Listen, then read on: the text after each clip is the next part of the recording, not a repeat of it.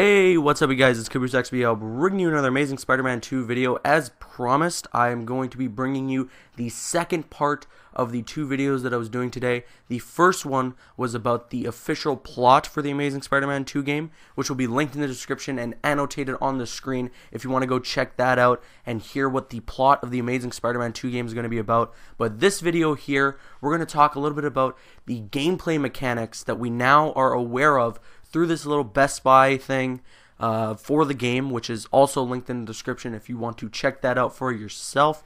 So let's get right into it. Now, there are a few, or not even a few, there's actually quite a bit of new gameplay mechanics to the Amazing Spider-Man 2 game that can actually make this game really, really good.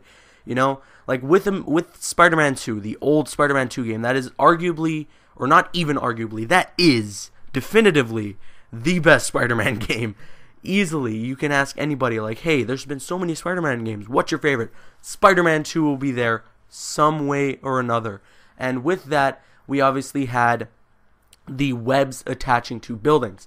That is returning for the Amazing Spider-Man 2 game. Now, I know a lot of people were upset with the first game because your webs kind of stuck to clouds, while it didn't necessarily feel like that, and they made the gameplay mechanics sort of realistic in the way where if you're in like Central Park or there's no buildings around, you can't just swing, you know, you have to be lower to the ground, and it'll still be realistic in that kind of way, but you still web across clouds. So this time around you will be webbing to buildings, and that we've been aware of since the first teaser trailer.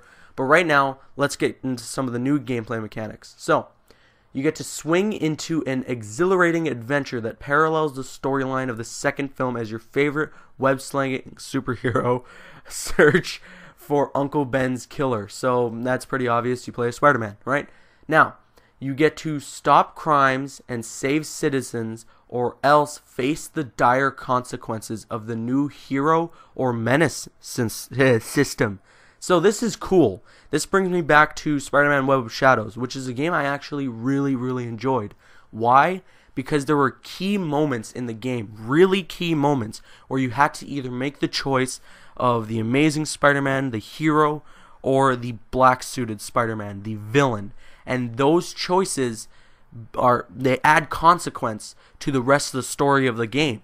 And it seems like that's going to return with the Amazing Spider-Man 2 game, which I really enjoy, and I hope it's a little more in-depth than the way it was in Web of Shadows. Because in Web of Shadows, the story basically progresses the same way, either choice that you make. It's just that in that moment, something different happens, right? So I hope with this game, there's like multiple endings based on your choices. That would be really cool, and that would be very interesting and add a lot of replay value, which is something the Dead Rising games do very well, is that there's multiple endings, so you kind of want to play through them again and see each ending, right? So that's cool. Hero or menace system, awesome. Investigate the mysterious motives of the city's most maniacal monsters as Peter Parker, Spider-Man's citizen alter ego. So yes, what we've all kind of been wanting out of a Spider-Man game is to play as Peter Parker, and we're going to get that with this game, which is very interesting. Now why? Because in the first Amazing Spider-Man game, they didn't reveal Peter Parker's face at all. You never saw Peter Parker's face. So with that, obviously now playing as Peter Parker, we're going to see his face. So are we going to get Andrew Garfield to come step in and do the voice acting for this game? I really hope so. I would enjoy that a lot. It would be great.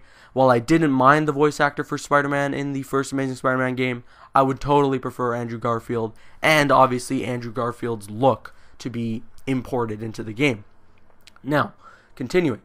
Battle against an infamous cast of criminals from the universe of movies of Spider-Man, or universe and movies of Spider-Man. So yes, we're going to see some of the more traditional villains return for the Amazing Spider-Man 2 game. I don't know if we're going to have Rhino, because Rhino was in the first game, and it's like literally 100% different from the way he is in the games universe compared to the movies universe. So like in the Amazing Spider-Man 2 movie, he's going to be in this mechanical or this like robot suit, while in the game he was like a cross-species monster. So I doubt Rhino will return unless they're just going to bring back the cross-species Rhino. Maybe we'll see Green Goblin and they'll kind of play on the cross species with that. And then I believe that we will see Electro, because everyone kind of wants to see that regardless, kind of with the first game where we had the Lizard still being pretty much the main villain, right? So continuing, experience adrenaline pumping high-speed excitement as you perform a wide array of stunning acrobatic moves and combative maneuvers to keep New York citizens safe from harm.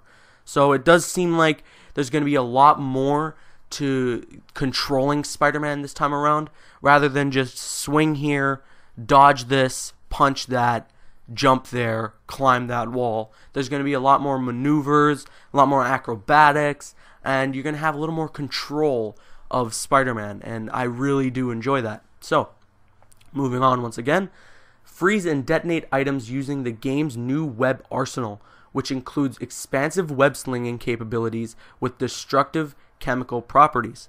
So we're going to have a lot more to do with the webs. I do know that it is confirmed that you can kind of speed up your web sling with the controller. So you use RT or R2 on the PlayStation to web sling, and then I believe it'll be like LT or L2 on the PlayStation to like speed up your web swing. So that's cool. Once again, adds to the more immersiveness to playing as Spider-Man, and I'm just excited to see what that's going to be like, right?